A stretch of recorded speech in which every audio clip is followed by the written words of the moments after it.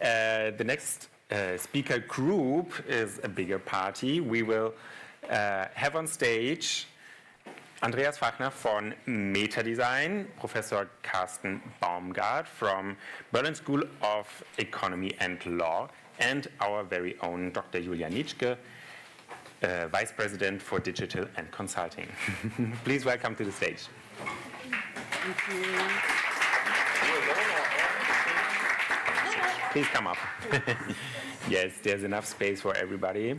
I just wanted to say we don't have a song, but maybe we do. Let's find out. Right. You will talk a little bit more about how consumers actually experience AI. We have heard a lot about the possibilities and the stage of the art right now, but we as researchers, and especially human experience researchers, of course, pose the question, how do consumers feel about it?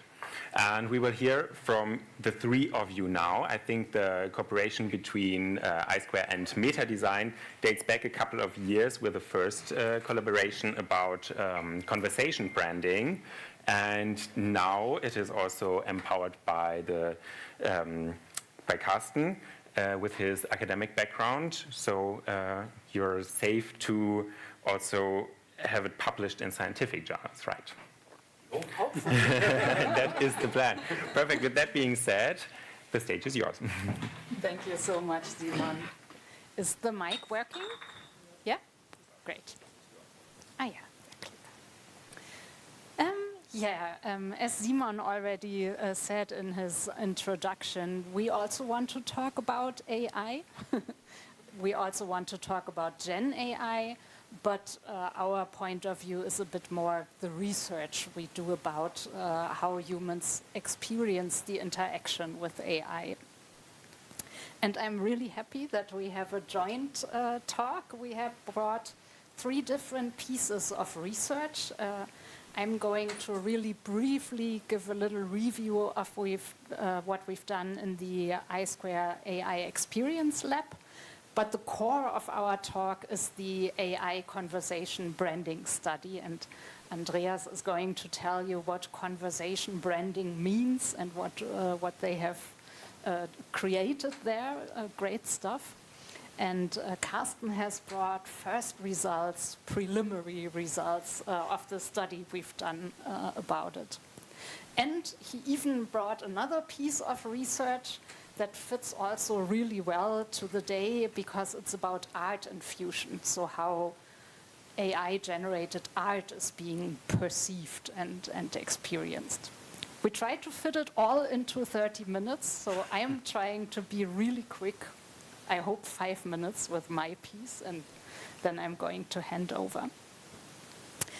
When we started off with the AI Experience Lab, it was actually before ChatGPT was launched. So right in our first research, we had to change plans and prolong the study we did. We decided to start off in a very, very qualitative way. We wanted to have a really deep psychological understanding how AI is being experienced by humans. And this, what we heard from Guido Bayer asking why, right? And as a first step, we did in-depth interviews. And I'm not going to explain this in detail. You might have seen it last time when we had a conference here. We developed our AI experience model. And it was interestingly, Steffen mentioned it, and Concept M presented their model last time together with us. It's pretty similar. We defined these 4 different modes, or found these 4 different modes of AI experience that differ very much depending on how relaxed or upset or engaged or excited you are, and whether you have the feeling you can explain the topic to yourself, grasp it in a more cognitive way, or if you have the feeling this is totally overwhelming and you can't really, get what's going on. And Of course, when our clients ask us to do research for them, we can't always do 20 in-depth interviews. So what we did next was we developed a large item battery, scales that were meant to measure those aspects we found in the interviews. And we did a big online survey, and as a topic, of course, we chose how ChatGPT is being experienced. And again, I'm not going to tell you much about the results. If you want to know more, feel free to reach out. But next to other evaluations, we did a cluster analysis, and it was really very interesting to see we actually found 4 different clusters that fit pretty well with what we found in our in-depth interviews. And it enabled us so that we now have a nice little set of scales and are ready for upcoming researches. I will leave it with that because core of our talk today, was it? Yeah? Oh, I didn't see. Cool.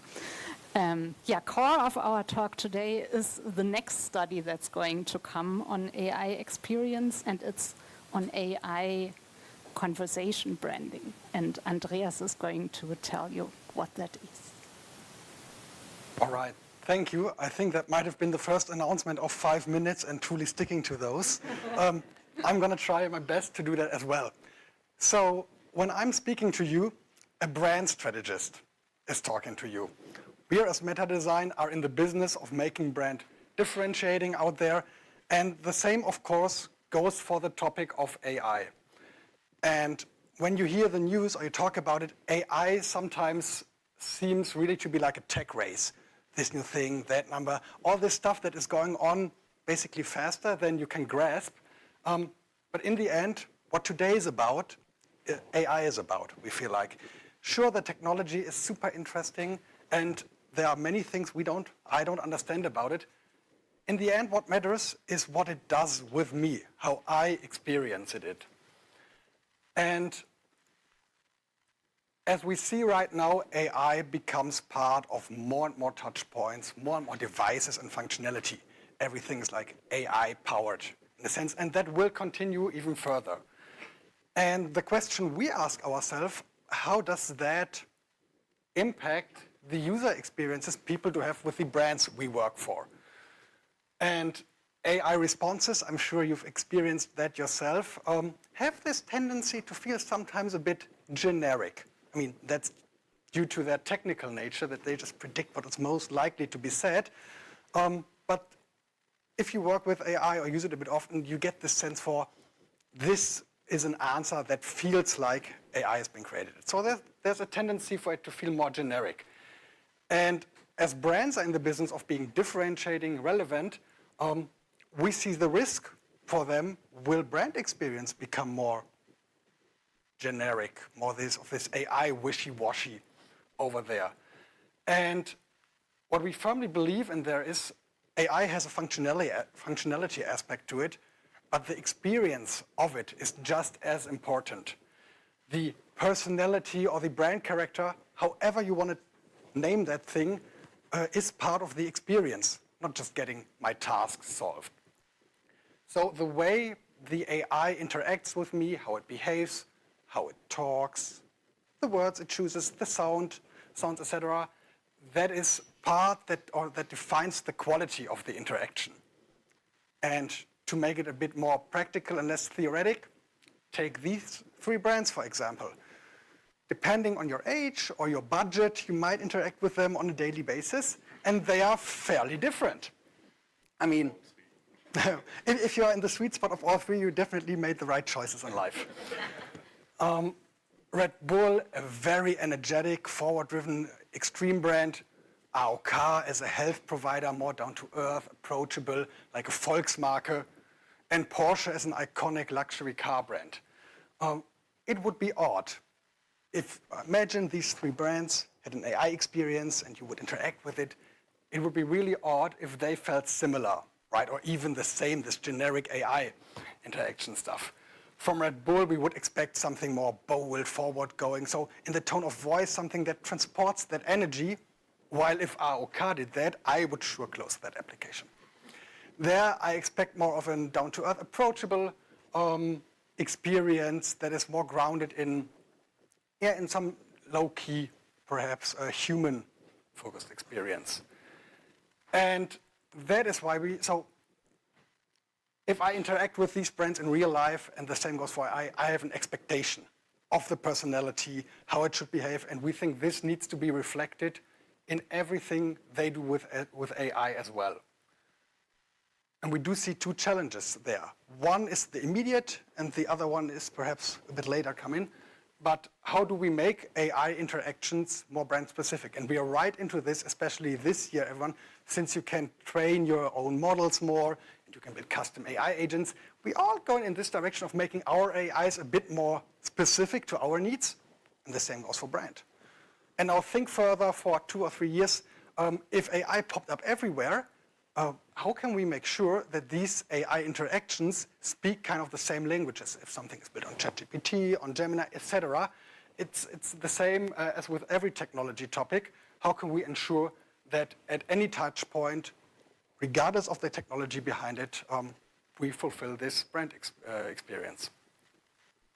And I brought an example as well. What do we mean by this? And what are the direction we are taking at the moment, and that the study will be about as well.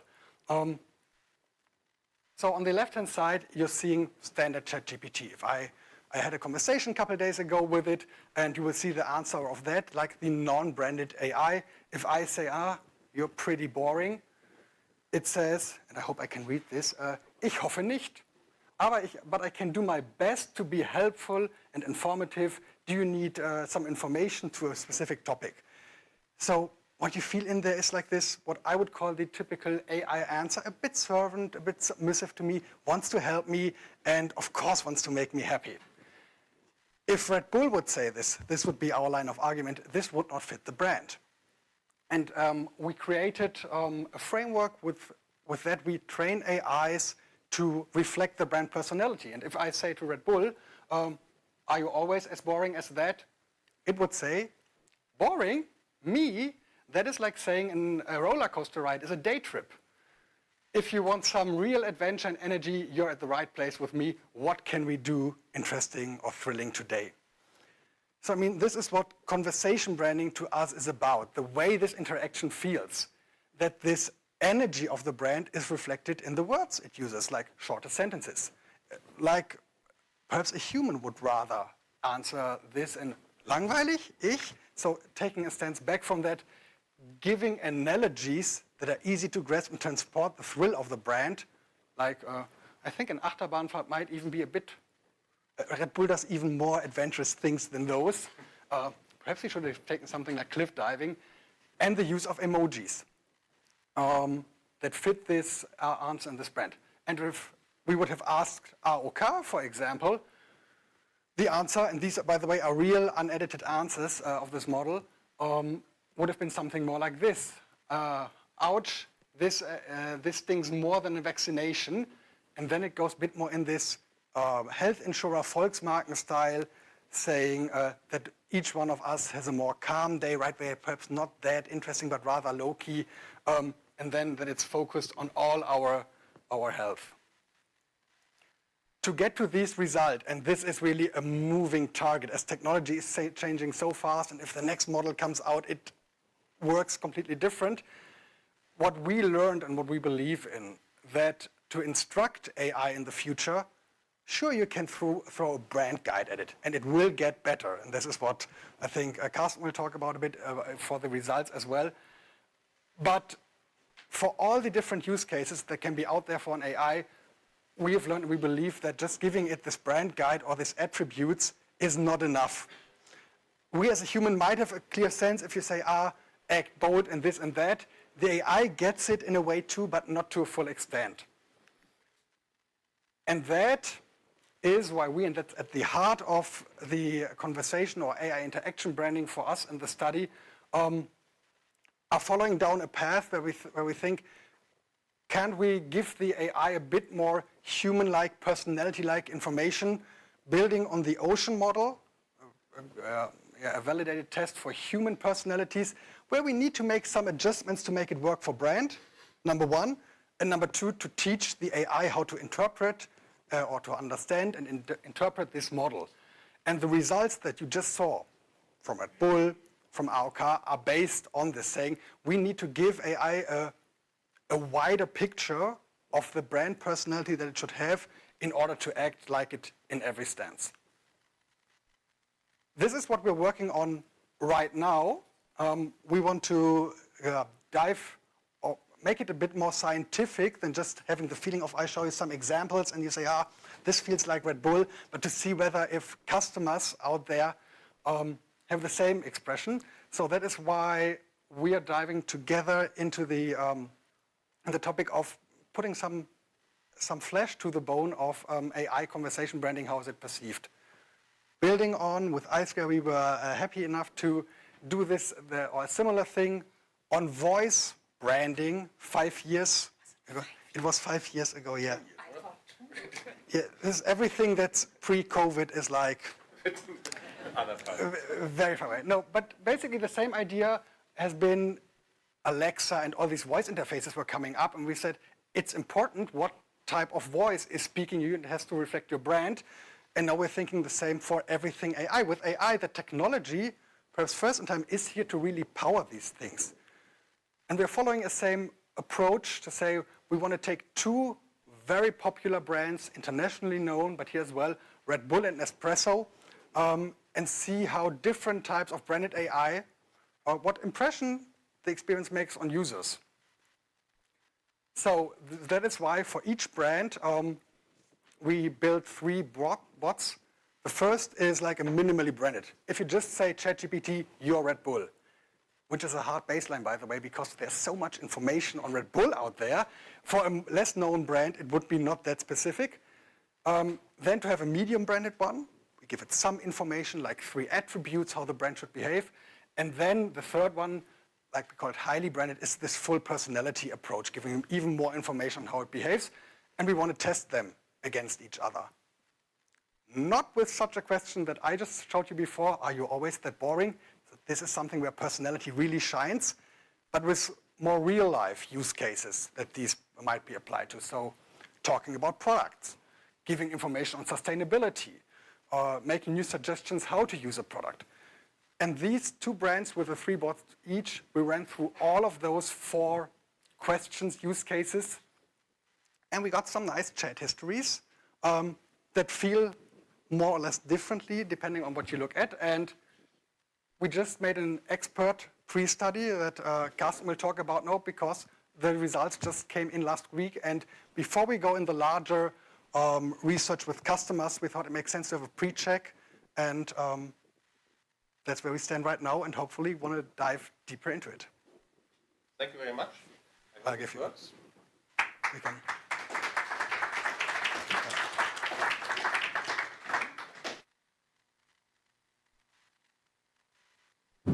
Oh, perfect. Okay, I will show you now the first results. It's more the results of an expert survey. We divided the study in 2 parts. The first part is the expert survey, and the second part, and we have no information about this because we haven't conducted the study, is a customer survey. So, here you can see the design of the study. We asked 16 experts, or collected answers by 16 experts. We have 2 brands, Red Bull and Nespresso. In the first start, we asked the experts about what are the associations about this brand, for example, Red Bull or Nespresso. And then we have the 3 different versions, and there's a rotation of the chats. There's no information about the background and the creation process. The expert only saw the chat protocols.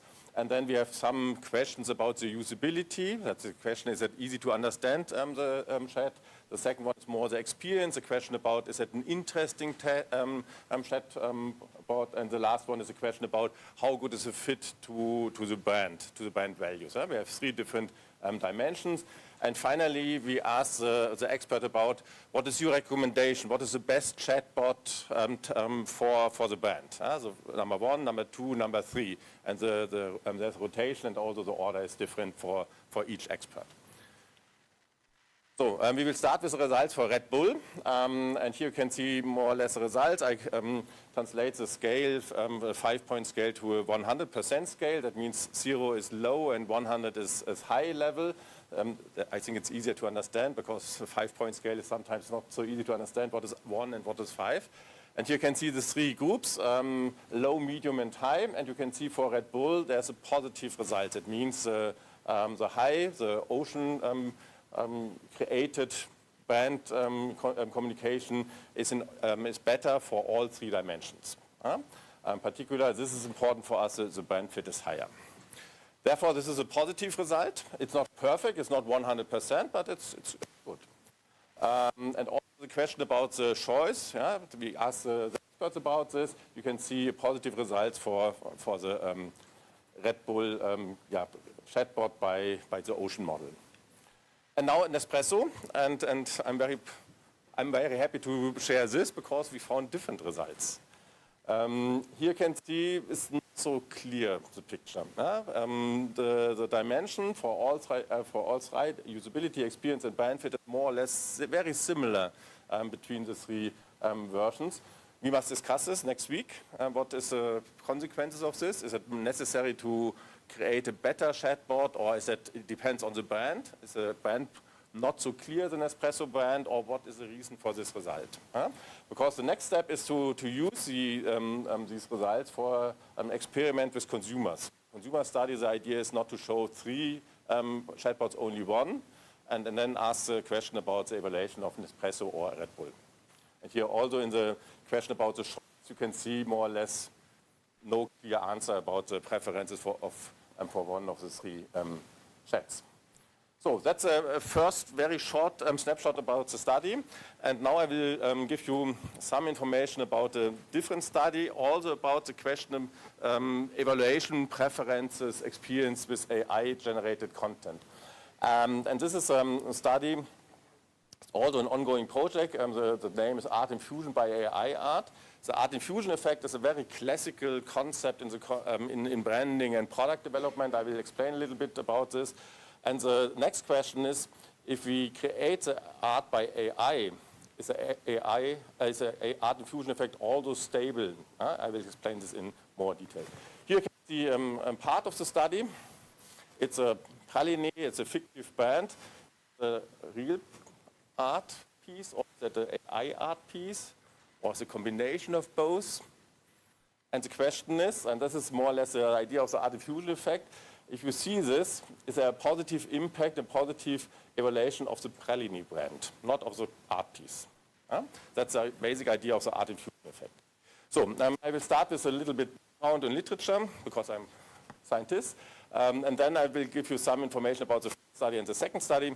Here you can see three classical examples for the art diffusion effect. It's a very, very old example, Pelikan, a German brand. And the idea is to hire artists to create advertisements. It's a very type of advertisement. And the brand hope that there's a positive effect on the evaluation of the brand.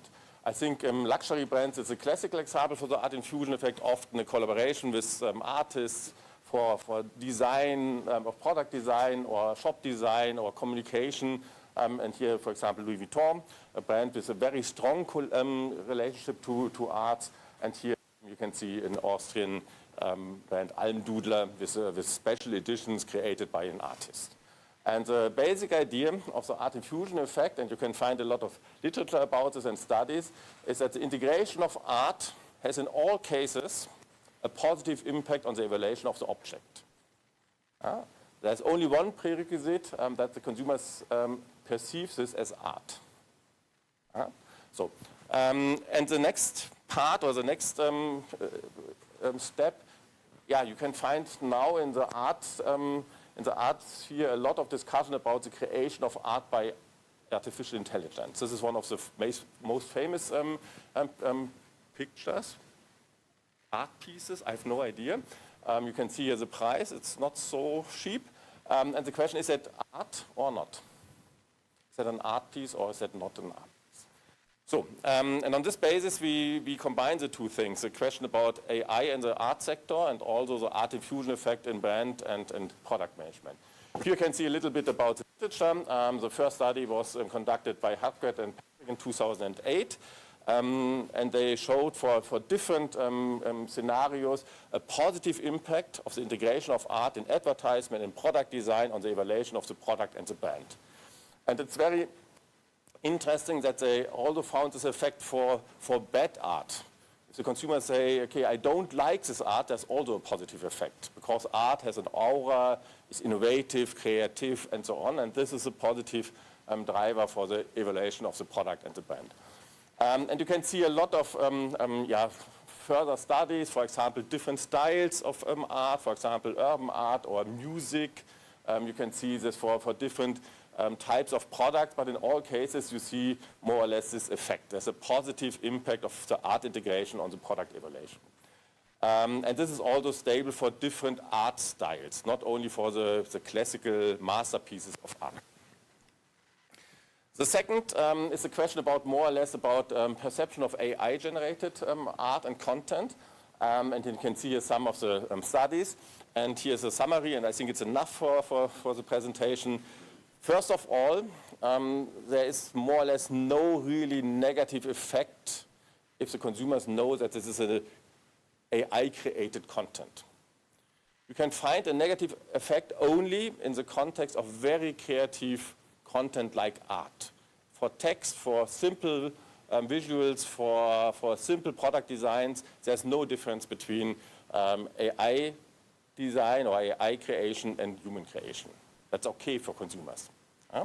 But for art, and this is the context of the study, there is a negative effect if the consumers know or think that this art piece is created by AI and not by a human. Because the positive effect of art, like creativity and the aura of artists, is really connected with humans and not with AI. So, and here you can see a little bit an overview of the study. Here is the design of the first study. We use 5 different styles, a very classical Edo art and more popular like street art or pop art. Then we have for all art styles 3 different motifs, a portrait, a landscape, and a still life or nature picture. We have 2 artists, one real artist, a human artist, and an AI creation. And overall we have 30 images.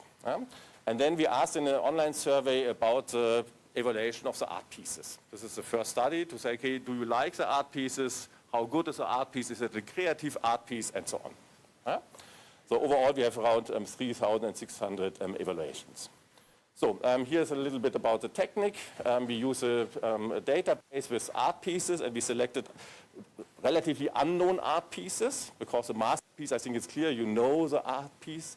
And we interpret this piece by AI, and we use this information to create an art piece.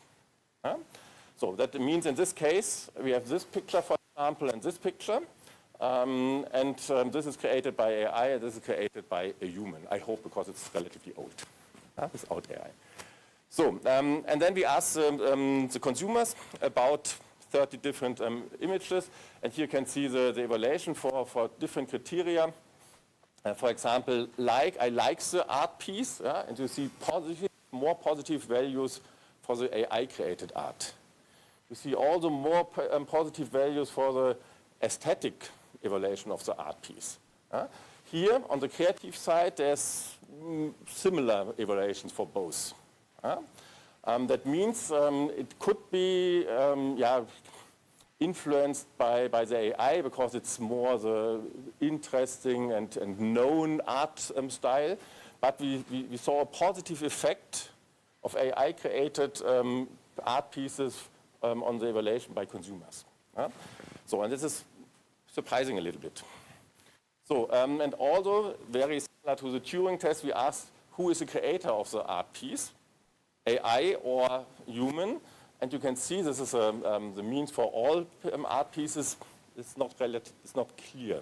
It's more or less in the middle of a 7-point scale. So, it's not clear that really an AI or a human-created art piece.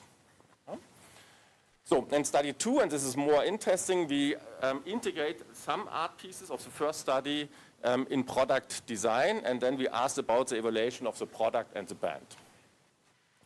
So, it's a repeated experiment with 4 fictive brands and different product categories. We use Prolific in the first study. It's UK and US based. We use tablet and computers, not a smartphone because it's too small, the visual. And then we ask about classical things like brand attitude.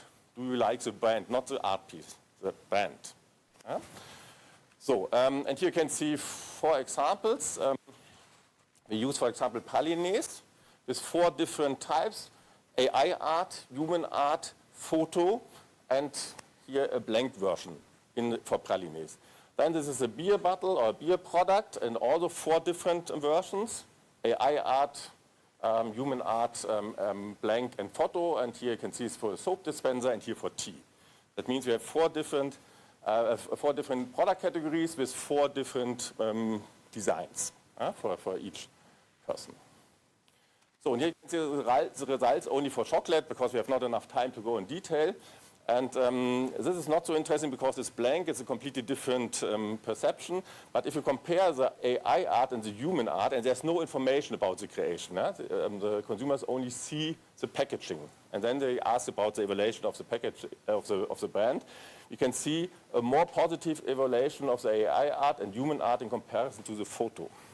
This is the classical art diffusion effect. That means it's also stable for AI art.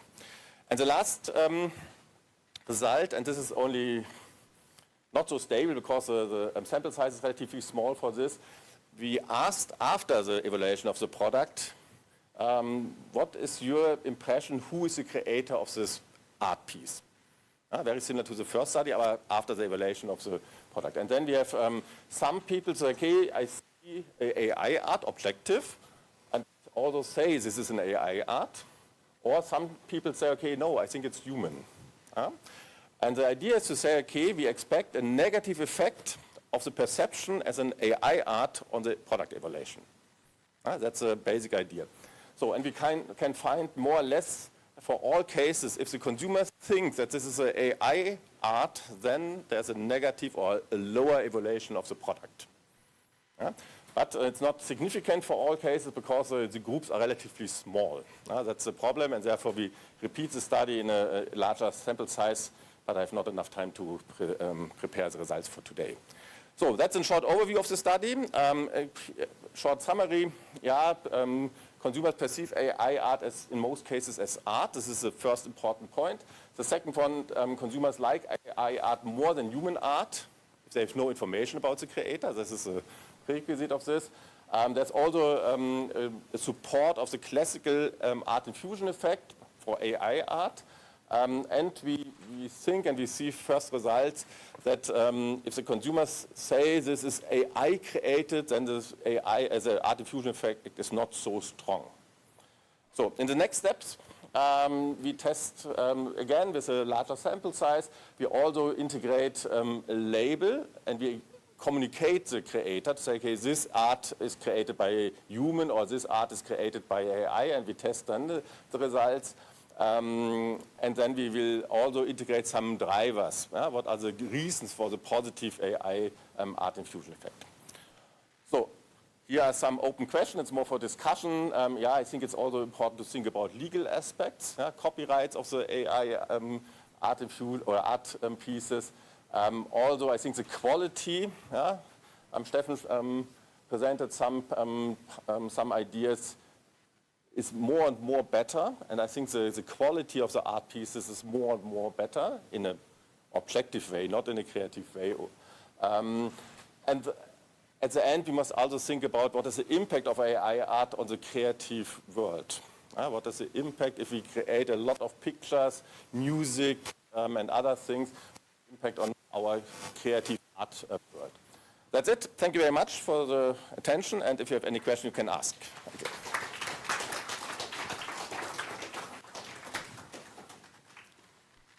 Right.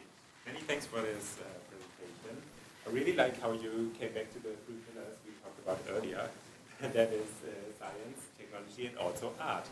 So, nice roundup here. Are there any questions from the audience? Front, please. Thank you very much for the great talk. It was very insightful. My question is about the three chatbots. So the first you revealed was instructed to be a certain brand. The second one, you gave some attributes of the brand as determined by market researchers, brand researchers. What was the third highly customized bot? Did you perform an actual fine-tuning of the model, or did you just give some selection of documents about the brand, or what exactly did you do there? In the third model, so all three are instructed, you behave like this brand. Number one. Number two has, and these are the attributes you follow. In the third, as I said, we built on the ocean personality test, and we converted that to be understood by a brand. So you do have the 30 items the test consists of. We break it down per brand to, let's say, 8 to 12. And the brand does have those items. We were thinking of, if this brand was a person, how would I tick these scales, and which would be like signature ones and others perhaps not that important. So this type of document, this test, filled out, and the instruction how to interpret it, that is what drives the brand behavior in number 3. Thank you. Great. Is there another question? Yes, one from Steffen. Thanks for the great presentation. Just one question. Any ideas why it worked for Red Bull, but not Nespresso? You want to go first? I think it's relatively easy to explain. Red Bull is so clear. The brand positioning is so clear, and therefore the prompting is easier. Nespresso, it's a luxury coffee brand, but it's very similar to other coffee brands, and therefore it could be one explanation. We have not final answer. In particular, we have no final answer or final implication for the consumer survey. Yeah. We'll discuss this next week. Yeah. We decided to be really open and show both results. One thought was maybe we only show Red Bull. No, we really need to think about, right? You can think about fine-tuning, of course, but the expert evaluation was meant as a pre-test for the big consumer survey. Now, probably it doesn't make sense to use what we have built for Nespresso, because we can already now tell that probably we won't have an effect. But that's exactly what we have to discuss next week. It's really very fresh results, right? You did it on Monday, I think. And, Perhaps to add on this is us failing forward, right? We have this, we see in some places it works and some not. My hypothesis to your question would be 3 things. The first, Carsten just mentioned, perhaps the brand profile is not as clear as Red Bull. Number 2, my guess would be the words AI typically uses, the more what I would call generic, are these like emotional words that Nespresso would describe like this is a very tasteful experience. The brand Nespresso says this, and ChatGPT in standard as well, so I think there's less of a differentiation. And the third is other than Red Bull, we didn't use for Nespresso to say this what else, or the claim in the brand. For Red Bull, you have this wings analogy, and as soon as the brand gives that, you think, that's more specific. For Nespresso, we did not build it in there yet, but that's something to discuss. Do we need to have like this brand phrases on top, and then we will see how it goes.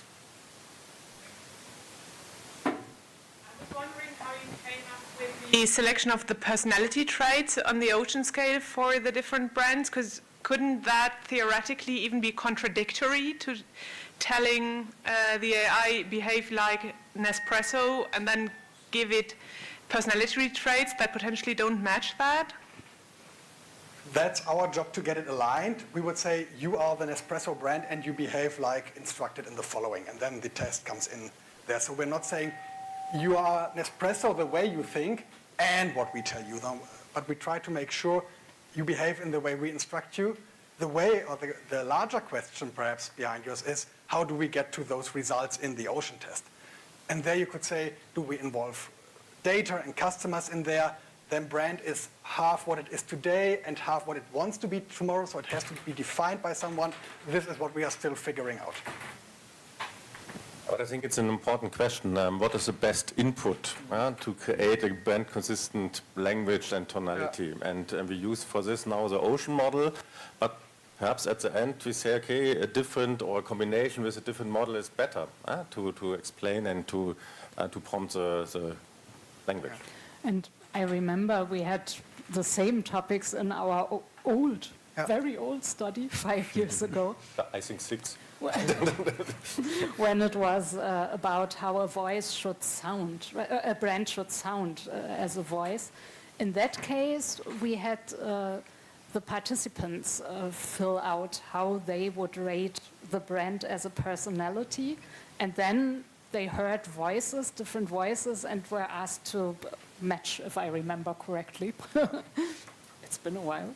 And here in our case, we decided to take another route, right, to only give the result of what has been implemented. Yes, we have one question more. We can do it In a second, I guess. Hello? Yeah. Okay, so looking at the sort of status of things whereby it feels to me like there's an almost AI arms race, you have to give everything to essentially push forward as much as you can, but then seeing the results of the Red Bull versus Nespresso thing, potentially in Nespresso's case, it may not be worth their while to essentially push and give everything towards having this almost unique AI for them.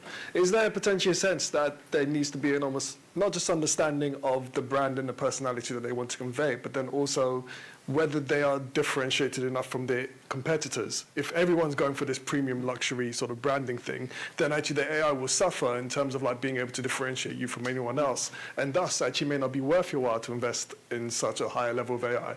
And so it could be the case that brands could just get away with having, say, a low AI, which does the job enough for them to essentially be unique enough in that situation, but they don't need to invest further. Is that an analysis that you think could be correct there, potentially?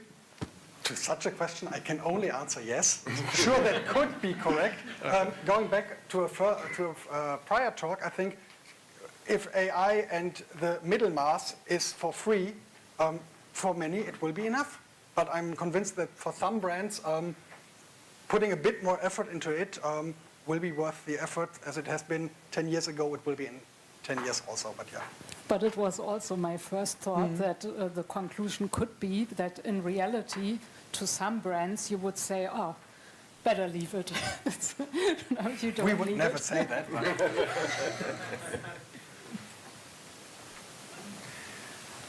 Yeah, I think all the pressing questions are answered. So one more time, please give it up for Julia, Andreas, and Carsten.